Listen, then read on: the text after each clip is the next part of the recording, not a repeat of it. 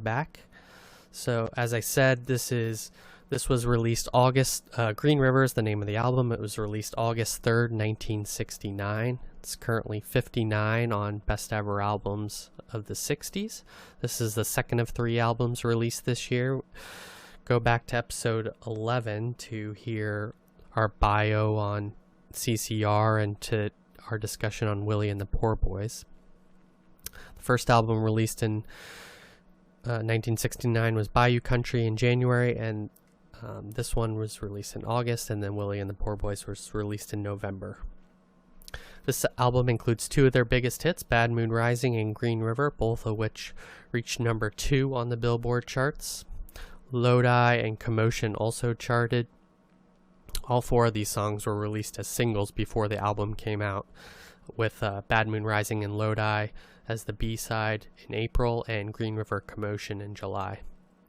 Pretty much had a steady stream of CCR music all of 1969, which is crazy to think about. Every few months getting more singles in an album. The album is indicative of Fogerty's writing style. He started making it more personal, whereas there is no actual Green River. He was drawing from his childhood and incorporating that into the songs. He wrote a song for everyone about an argument he got in with his wife. Bad Moon Rising was inspired by a movie, The Devil and Daniel Webster, that he had seen. Even though he had never been to Lodi, he was imagining himself as a failed musician and being stuck in some place that he couldn't get out of. And Green River, the song and the album, were John Fogerty's favorite of CCR out of all of this. So, a little bit of factual trivia. This song that was ahead of Green River on the singles charts, I know we mentioned this last time, how they never got to number 1, was Sugar Sugar by the Archies. That was number 1 on the charts when Green River hit 2. Who we talked about in the Monkees episode, Matt, if you remember correctly. Yes, we did. So okay. Feel free to go back to that episode to find out about the Archies. And then Bad Moon Rising was behind the love theme from Romeo and Juliet by Henry Mancini, which I don't know. That wasn't even part of the Romeo and Juliet movie. No. From 1968, so I don't know why. A deep cut? Version? Yeah, I didn't. I need to do more of a deep dive because I can't find out why that was number 1 on the charts. But Wow. I was a little shocked. Yeah, I listened to it, but I still don't believe it.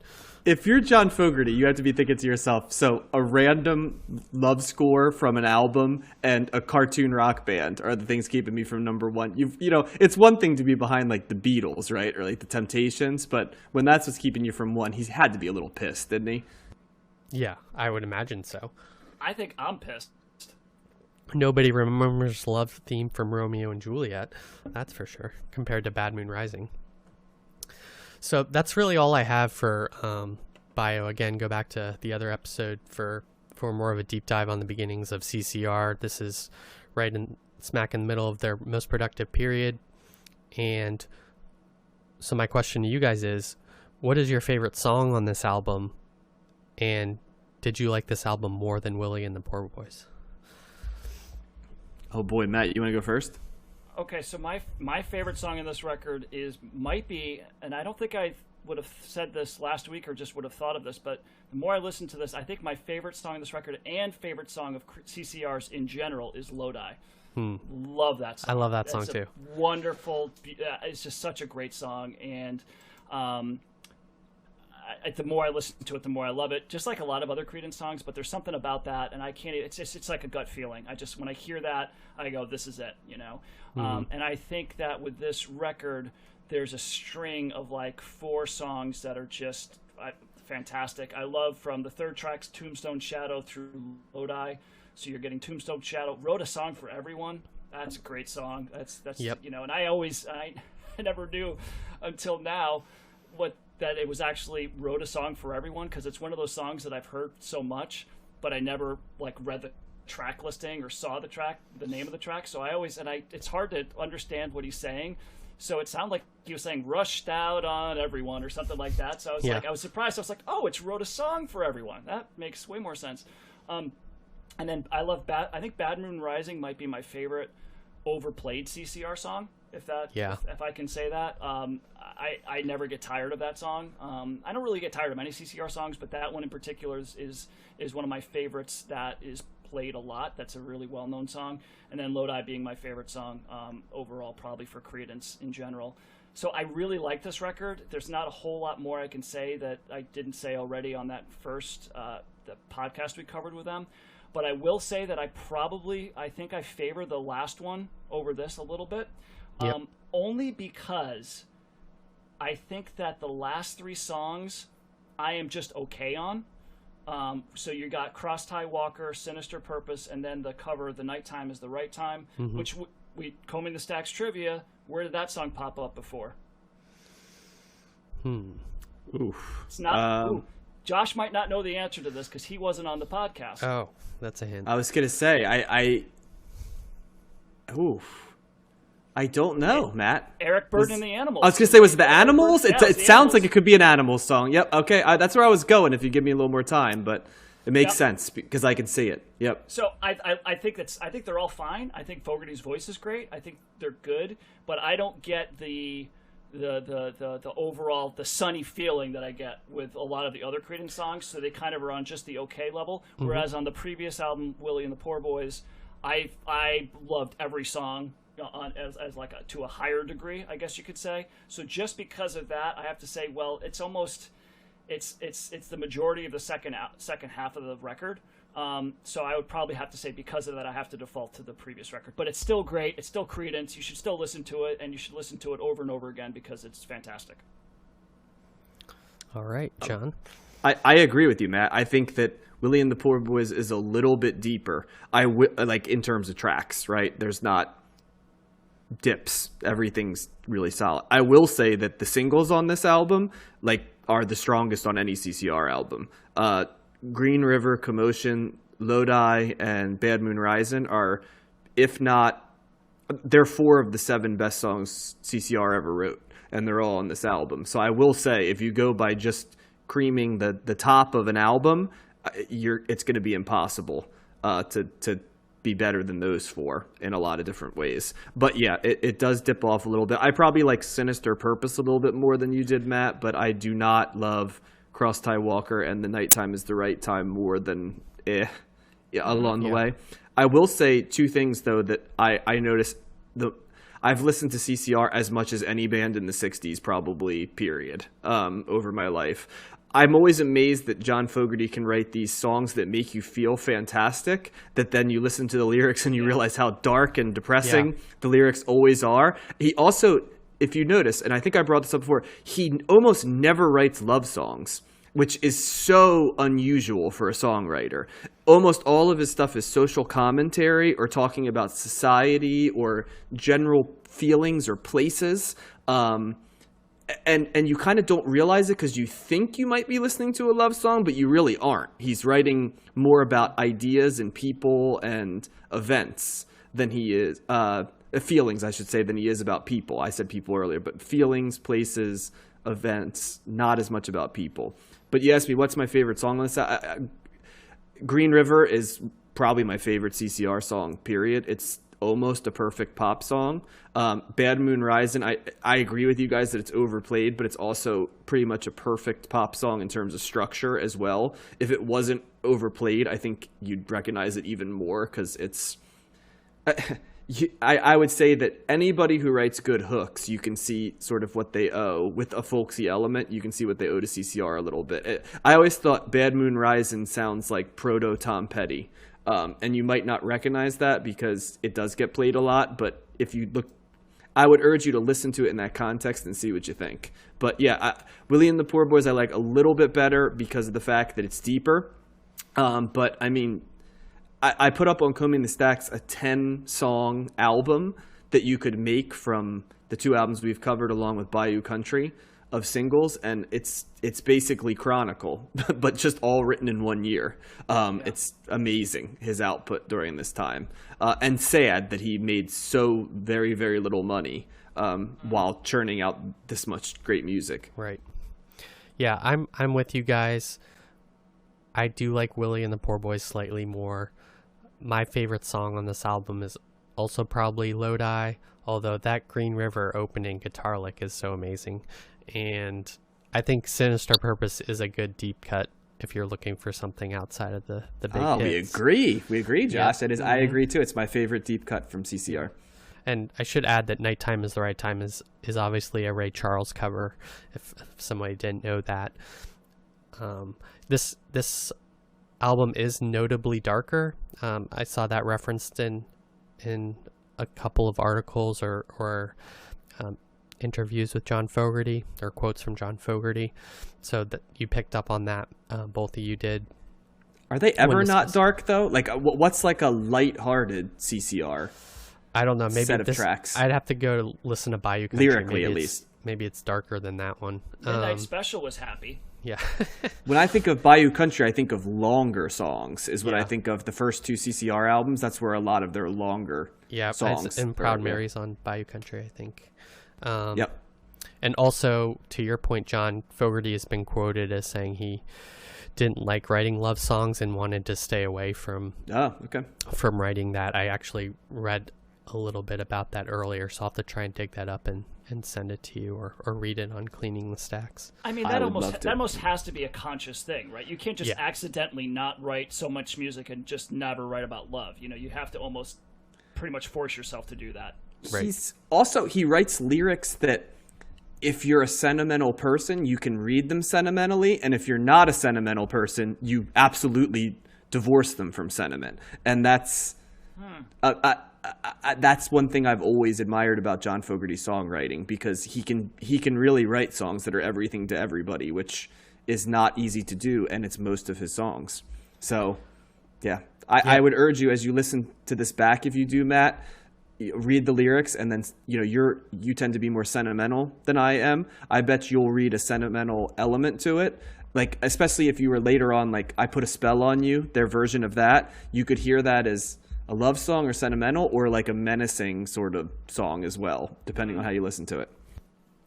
I was just going to say that I feel like the emotion and the sentimentality comes from the music as much, or not more for me, than the lyrics. When I hear a song like Lodi, I never really thought too much about what he was saying until this past week when I am focusing more on lyrics when we're doing this, because I'm just listening to the album so much. But can I just real quick say, yep.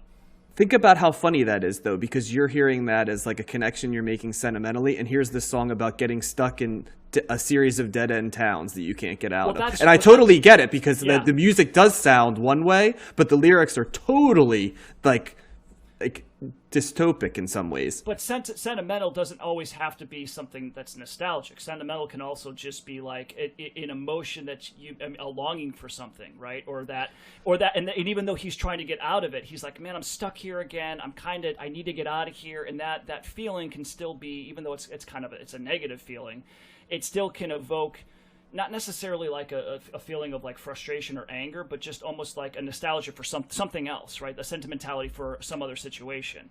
But is that sentimental if you're like, can you be sentimental for something that is traumatic or you hate? Or I always think of sentimental, I guess, is you're sentimental for things that you, to some degree, like wish to be true, or the good times, or at least something that you grew from. Like I know totally what you mean, Matt, because the music to Lodi, you hear it and it's like, oh, it's so familiar and just, warm, and just, it makes you feel good. And then like you read his lyrics and it is totally not, Matt. And I mean, maybe this is where, as a like lyrics guy,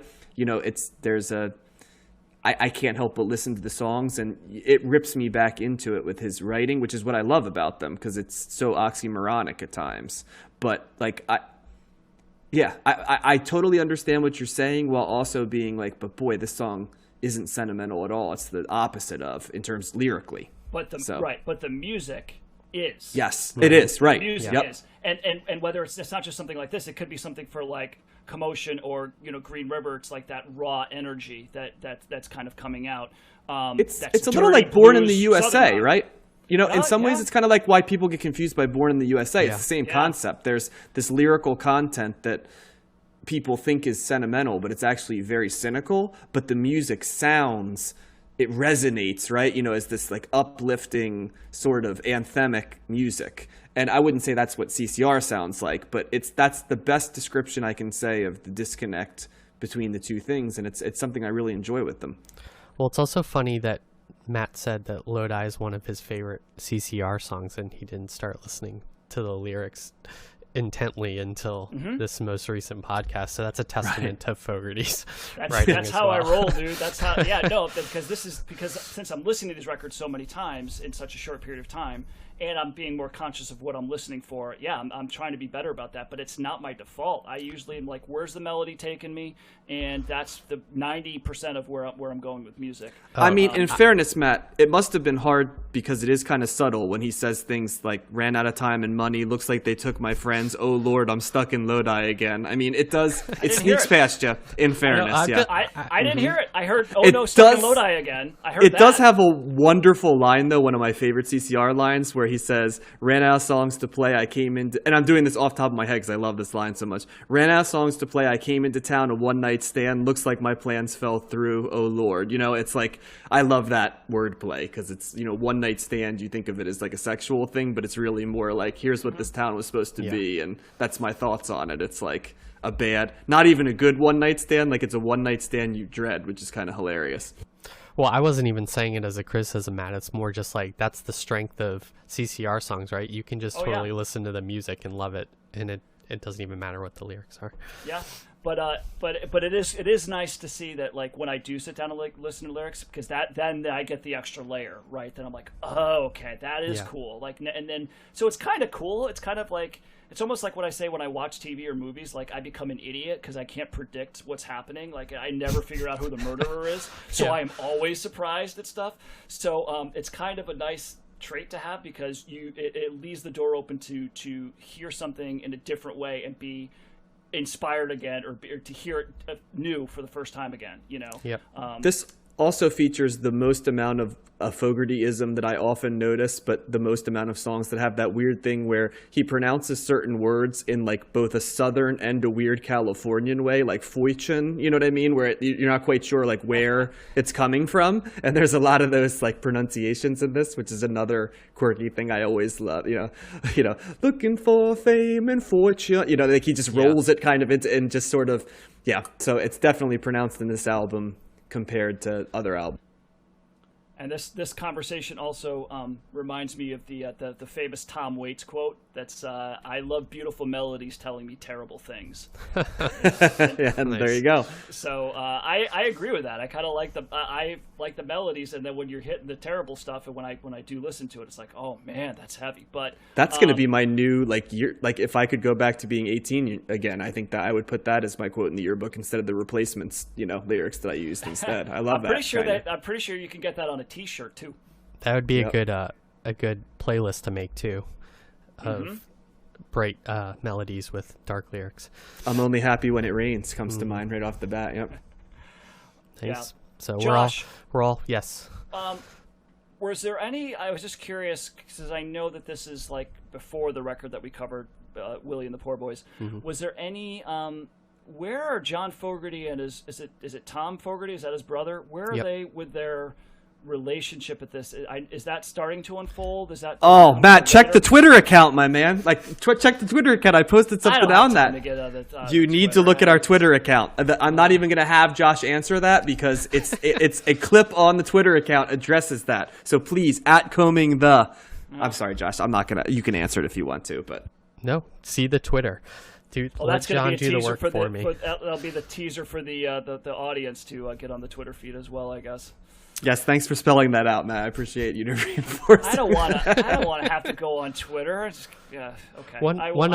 One other fact I read before we close out is it was interesting how quickly they recorded their albums, and that was attributed to the fact that they before they even got into the studio, had already practiced everything to the extent that they knew what they were going to play when they recorded. And it's not something I ever thought about before, but I imagine a lot of musicians, you know, fiddle around and mess with stuff in the recording studio, but they just came in pretty much fully formed, and they were able to record like 3 albums, I think, for under $2,000, I read. So that's just a testament to them merging, you know, melding as a band and feeling off that energy, and also just being really expert practiced musicians. Yeah. Hey, John, what did you say that I think in the first episode we did on Credence, what album did you say was your favorite of theirs? My favorite CCR Credence. album? Yeah. Willie and the Poor Boys. Has been since I was I a thought kid. you said on that one you did. Okay, maybe I heard it wrong. I thought you said there was another one that you liked better than that. I mean, I'm not aware of it. I mean, they have some other great ones besides what we're covering today too. I mean, really, their output from 69 to 71. I celebrate their entire catalog during that time.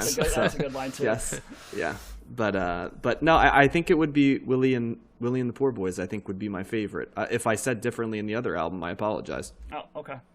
I might have heard wrong, but anyway.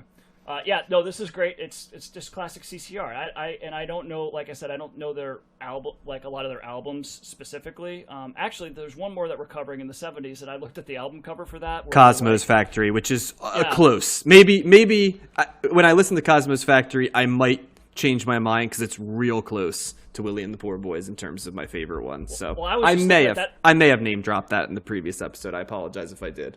But at least, like, with these 2 records that we've covered already, I've looked at the album covers, I was like, oh, that looks familiar. I've seen that before. And then I look at that Cosmos record, I'm like, the dude's on the stationary bike, and it's all these different colors, and I'm They're like, hanging out. This is a CCR record? And that's the highest ranked record that they have in our list. Not just, it's in the 70s, so we're not going to get to it for a while, but I was very taken aback by that. So there's clearly stuff I don't know about. So I'm interested to see what's on that record, but I can't they start going long. They start going long again on Cosmos Factory and Pendulum with some of their hits. That's where you get, like, I Heard It Through the Grapevine, and that's on Cosmos Factory. And then you get Have You Ever Seen the Rain is on Pendulum and stuff like that. So that era of CCR that you may be familiar with, Matt, that's kind of what's coming in 1970. Yeah. A full, long 1 year later. And that's where we'll get to the dissolution and some of the more dramatic, fun stories.